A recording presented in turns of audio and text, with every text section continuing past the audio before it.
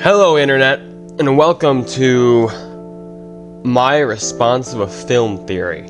Now, Film Theory recently released a video about Godzilla x Kong: The New Empire, and it isn't all that good, if you ask me. I think it's really messy. Now, is this a Film Theory has fallen off video? No, not even close. I have a lot of respect for the people on that team. But I do want to, just for the fun of it, call some of the stuff that they got wrong, and I guess I just want to criticize their work a little bit. Maybe give them some tips on what they should or shouldn't leave at the door. But overall, this is just all in good fun. Nothing but respect for those people. This is not a hate video in the slightest. So I'm going to be going over a couple clips from their video. If you want to watch the full thing, then obviously go over to their channel, support them. They've already got a bunch of money, I'm sure, but still, support them. But without further ado, I don't want to waste any more time. Let's get right into this, shall we? So, after struggling a bit during the past decade, Godzilla's been having a really big year, huh? Fan-driven projects like Unknowingly's The Man in the Suit have been blowing up on YouTube. The Japanese film Godzilla -1 was a huge hit and won the franchise its first Oscar. Monarch: Legacy of the Monsters was one of Apple TV's biggest hits last year. That's not at all surprising, considering I feel like that was one of the only reasons anybody even got Apple TV Plus was Legacy of Monsters. Am I right about that? Am I? I feel, I don't know, I'm not educated on that. That's just what I've, I should shut up. I'm sorry. I should shut up. I don't know what I'm talking about. And the latest Monsterverse movie, Godzilla Kong: The New Empire, is the second biggest movie of the year so far, leaving audience... Okay, so who edited this? Who edited this? Where did you find that image? Oh my god, okay.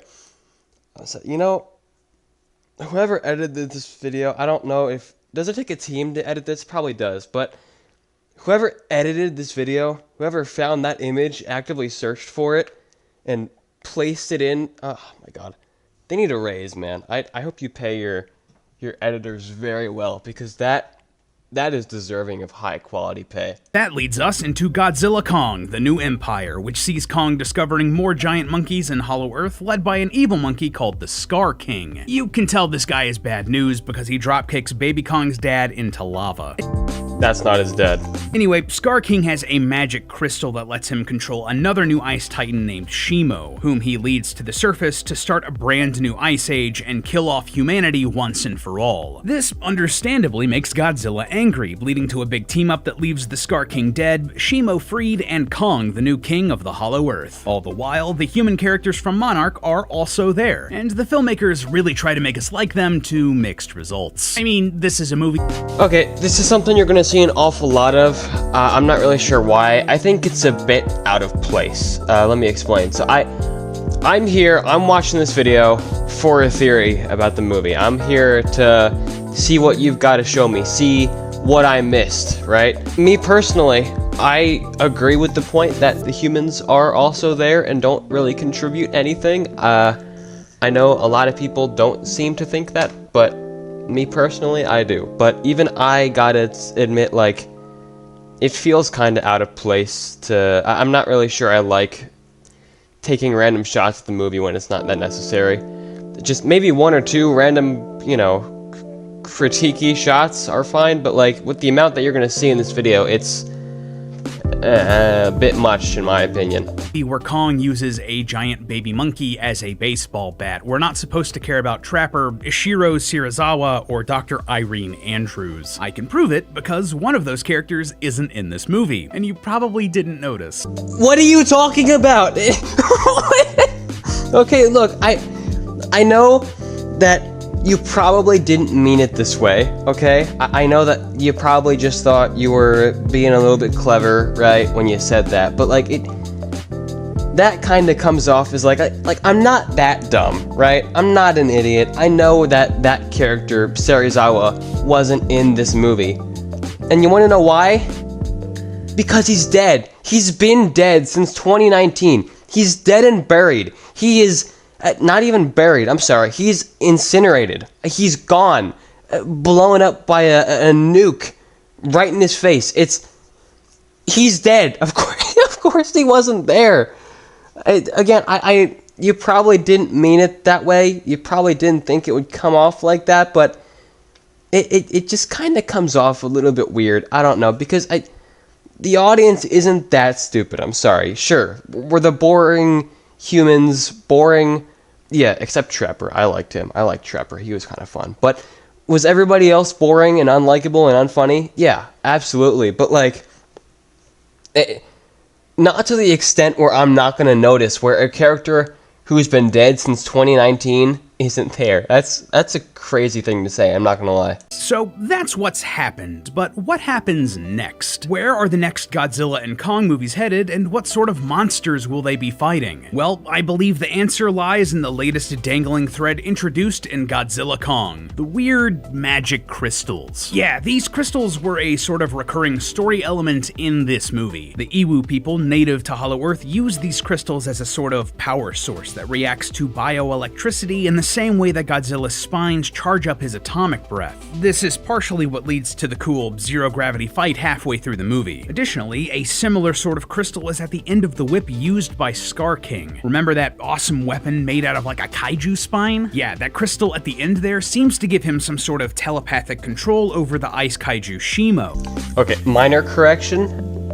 It's not telepathic control. It's not like mind control. It's controlling her through pain, right? It makes her feel pain and she runs with it because, you know, naturally she doesn't like feeling pain, as I assume or hope we all would.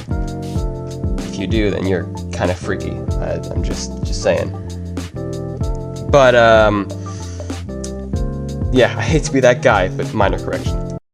Implying that it's the same sort of crystal used by the Iwu, since their crystals let them communicate telepathically and send out distress signals to the surface world. Okay, so I know I basically said that this video is kind of bad right out of the gate. I know I basically said that. I don't know if I said it was bad word for word, but either way, I think it's kind of bad. But there are still some things I think actually could make sense or could stick. This is one of them, actually, because I've seen so many people just say, and I don't know whether or not this was confirmed or not, but I've seen people say, you know, oh, the crystal is from Shimo's body, which is why it, you know, causes her pain and why it controls her, but that doesn't make sense to me. It's part of her body. How does that mean it? Why does it control her? Why does it make her feel pain when Scar King, you know, points it at her?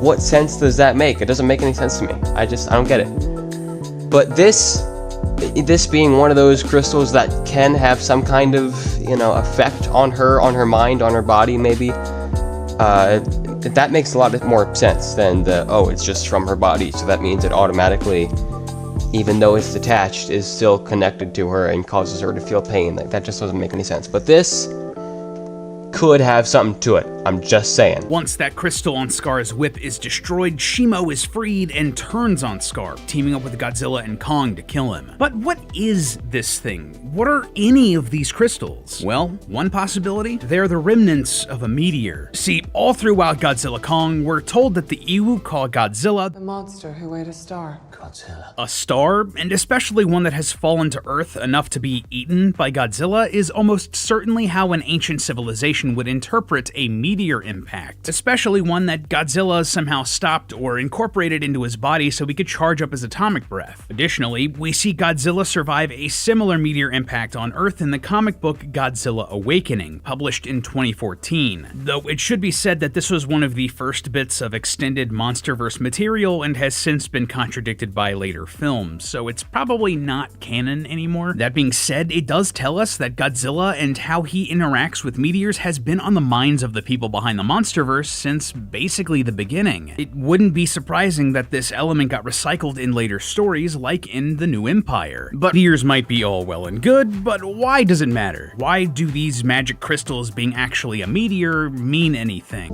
Okay, so I'm not totally following here.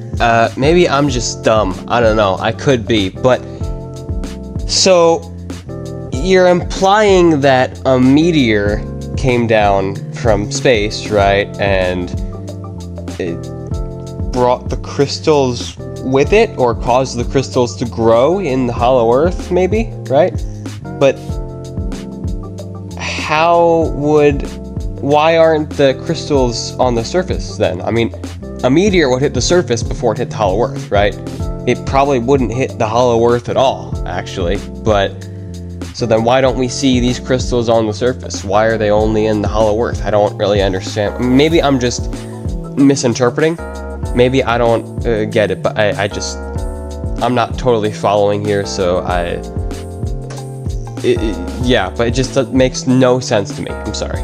Well, to classic kaiju fans, Godzilla plus crystals plus meteors adds up to one thing: Space Godzilla. If you don't know, Space Godzilla is, well, I mean, it's exactly what's written on the tin. He's an alien clone of Godzilla from outer space and the primary villain of Godzilla vs. Space Godzilla. Really, these movies just get right to the point, don't they? The whole shtick of this guy was that some of Godzilla's blood merges with an alien made of crystal.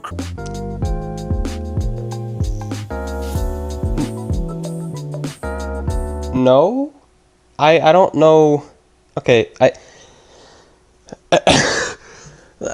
you guys use Google, right? I mean, it takes one Google search to get.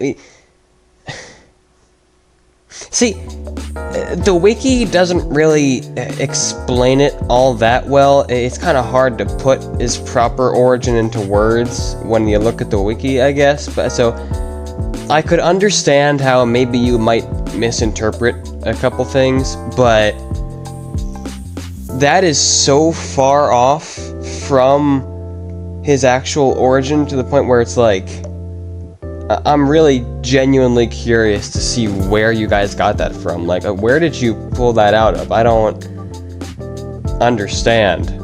Gonna happen after the disaster that was the 1998 American Godzilla movie. Hey! Better watch yourself, buddy. Well, there are a couple directions they could take to sort of work around this problem if they don't get the rights to any of Godzilla's other famous foes. They could either invent their own new enemies for Godzilla and Kong to fight, or they could pull in something they do have the rights to. Now, that first option, absolutely valid, and after all, that is what has been done for the Monsterverse with the Scar King, Shimo, Scylla, and Tiamat. But those characters were just fine. Not really super exciting or memorable, if we're honest. Not really super exciting or okay. Look, Scar King and Shima were probably like one of the only few things that I really liked about this movie. If you want to throw jabs at the movie, throw jabs at something that it deserves to have jabs be thrown at it for. Oh boy. In fact, there were a lot of people who thought and hoped that Scylla, the big crab thing that Godzilla fought the last couple of movies, was actually Kumonga, another part of his classic rogues gallery. So sure, Legendary could create new monsters, their own version of Space Godzilla for Kong and Godzilla to fight. Or they could go with option number 2, another crossover with something that they do have the rights to. But I wonder, what could that be? 2 words, loyal theorists: Pacific Rim. Today we are canceling the apocalypse!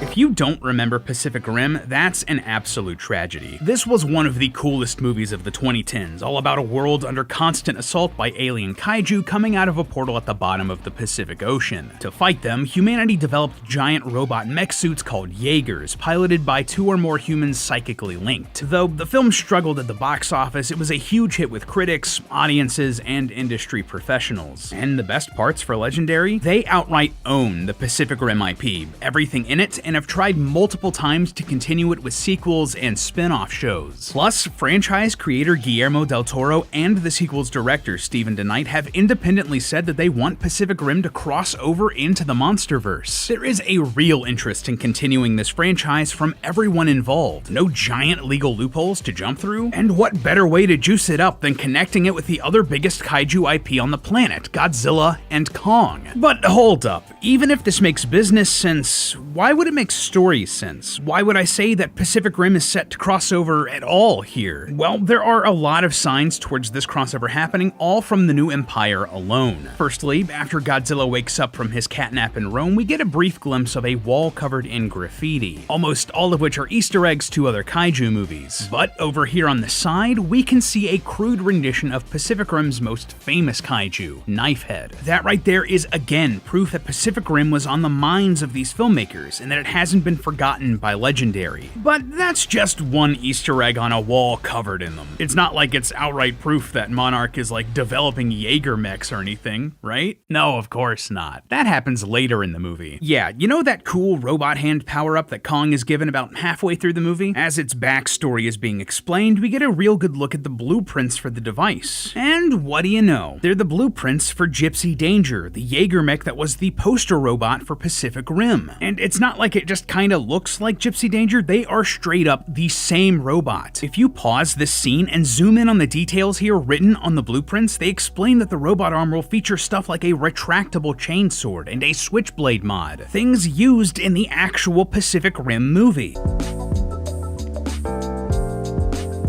What? Oh, you thought I was gonna say he's wrong or something, huh? No, he's actually like 100% right. I wish he used a better picture to compare the blueprint for the arm and the actual arm itself of Gypsy Danger, but they are, when you look at the details, they are exactly the same. Like, look at them from side to side. They're exact. I mean, you can't deny it. That is absolutely Gypsy Danger's arm. Now, this could absolutely be, you know, them just reusing assets from a previous movie, right? Yeah, totally, 100%. But it could also be, you know, a possible crossover. I'm just trying to stay hopeful, man. Alright, I really want to see this kind of thing happen, because Pacific Rim is... I want to make a video on Pacific Rim stuff, actually. I do. But Pacific Rim is just a gem that should be uncovered, I think, because it's... Oh my god, dude. The potential that franchise had, and then just kind of ended up farting away, it's so sad to think about. I really wish that it was utilized to its full potential, and I think that this could really help it get there. I think that crossing it over with the Monsterverse, or incorporating aspects of it into the Monsterverse somehow, would absolutely help the Pacific Rim franchise just peak. I think it really would. Little details like that being put in Godzilla Kong were not an accident. Bits of lore have been communicated to us in these sorts of blink and you miss it moments before, and this is canonical proof that the humans in this world are developing giant mech suits. Now, obviously, the world set up in Pacific Rim is impossible to integrate into the Monsterverse as is. As cool as it would be, we're not gonna see these characters, or mechs, or kaiju literally pop in from a portal from the Pacific Rimiverse. If anything, it would be sort of a soft reboot bringing in elements from Pacific Rim to fit within the Monsterverse, but disconnected from the old films. But all of the pieces needed are there. We just proved that Monarch has developed blueprints for a mech. Tech exists in the Monsterverse that can link minds, a la the Jaeger pilots in Pacific Rim, as we see with Rin Serizawa connecting his mind with Ghidorah's in Godzilla vs. Kong, which, hey, wouldn't you know it, is similar to story elements involving Charlie Day's character from Pacific Rim. See, I told you it wasn't all bad. It's fitting together. It's all fitting in place. It's all working. Yes! Yes! We know that Monarch is concerned about relying solely on Kong to protect humanity, After Mechagodzilla, we realized that there were some threats that even Kong couldn't face. thus giving them motivation to make the mechs. And most importantly, thematically, we're at a point in the story where the general public is probably fed up with these kaiju destroying their cities, and they might want a real way for humans to fight back. I mean, just look at what happened in the New Empire. Sure, a new ice age got averted, and the Scar King caught a pretty well-deserved beatdown. But Monarch did an awful job at trying to keep these monsters in check. And Yeah, you know, that's something. All 3 times I've seen that movie, Godzilla x Kong, that is... at the end of the Rio final battle, where it's all like a triumphant victory, Godzilla and Kong save the day yet again, and you just see this once beautiful city, this once beautiful populated city turn into a wasteland of buried bodies and bones, and how many people died that day? That's something I want to know. I want to know how many people lost their lives. How many people lost their family members? I want to know. While we were rooting for Godzilla and Kong to save the day from Scar King, at what cost did it? That's really what I want to know. Humanity is gonna want something that isn't a giant lizard with anger issues or a great ape who speaks sign language to help them fight back against the next threat. Plus, piloted mechs would give the human characters that no one cares about something exciting to do. Like, might as well if Legendary insists on shoving them into every single one of these movies.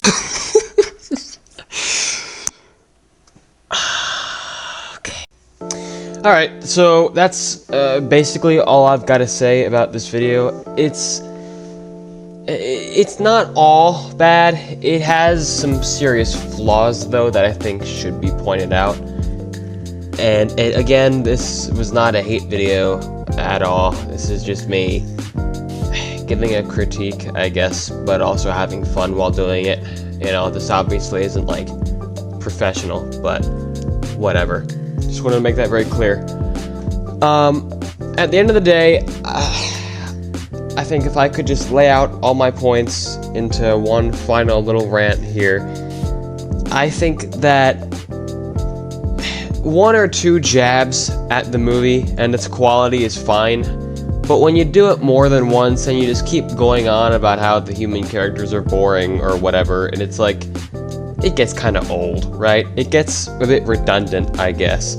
And it's like, even me, somebody who doesn't like the movie all that much, even I got tired of it, right? So I suggest you leave most of that at the door when you make videos like this.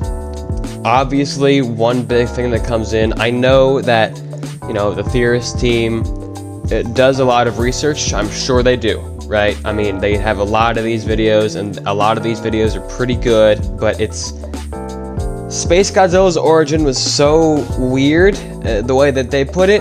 It's so... Make sure, I guess, just to triple check when you research stuff, because this really was just like one Google search away from getting maybe even if it was hard to understand, you know, the real origin. I don't see how this was messed up, but you know, I don't know, man. I'm maybe, I don't know, maybe there's a reason why it's the way it is. And then of course there's some pronunciation issues, but I don't care enough to get on them for that. That's whatever. Overall, I think that, I don't know, man. It's just, I don't think film theory has fallen off like some people I'm sure are gonna say because of this one video. It really is not that deep, dude. Matt Pat's retired. He was no stranger to making mistakes in his videos and maybe saying a few things that he shouldn't have said. So I'm expecting nothing less from the new host. I forget your name, I'm sorry. But yeah, aside from all that, I'll stop yapping now. This was kind of fun. I wonder if I should do more response videos like this to other videos that I see issues with or that I think aren't that good. It'd be interesting. And Team Theorist, if you're watching this by any chance, I don't think you are, but if there's any chance somebody from Team Theorist is watching this, what's your favorite kind of chocolate? I like milk chocolate. Dark chocolate's pretty good too, but milk chocolate is really, really cool.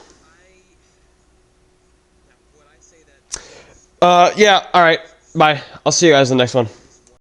Hi, this is editing Zilla right now. I just realized in the previous clip of me talking, you could hear a recording of me talking in the background. It's because I was talking with another clip of me talking, and that clip was playing because I had a previous clip of me talking, but I wanted to redo me talking because I thought I could, do it a bit better.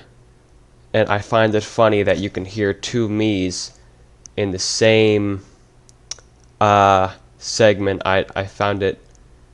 I got a chuckle out of that. I don't know. I don't know what I'm still doing talking right now. But yeah, bye.